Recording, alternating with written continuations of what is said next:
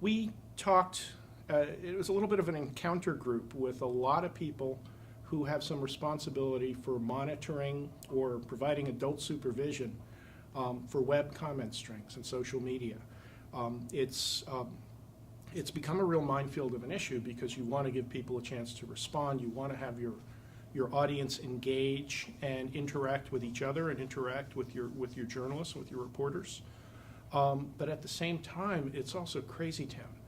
People tend to get personal, get juvenile, get insulting, because they're in this private little box where they can't see each other, sometimes under anonymous web names. And web comment strings can get completely out of control to the extent that one distinguished science magazine, Popular Science, has said, we quit, we're not going to run comments anymore.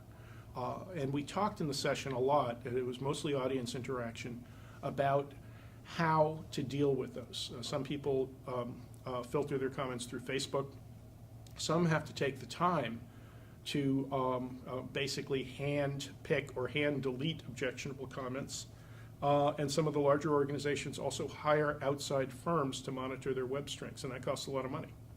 One thing I don't have, and this is a cop-out, I know, I don't have an opinion. It's going to be case by case as to whether you even want to have web comments. I run 2 small nonprofits. We don't have the staff to monitor them. We just can't afford to do that, so we don't have them at all. There are other sites that may be in a different position. It's a First Amendment issue. You don't want to deny people the right to speak out and to join the conversation, but at the same time, you need to count on people to grow up.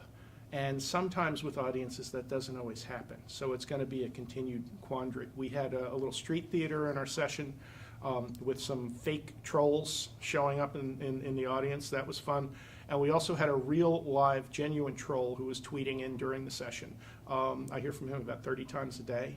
But he's nice and civil about it. He's a gentleman, so I don't really mind. If he were crazy and if he were spouting epithets and calling me names, that would be a problem. But there's still a lot to learn. And just be open to all points of view, but do what you need to do for the best interest of your publication.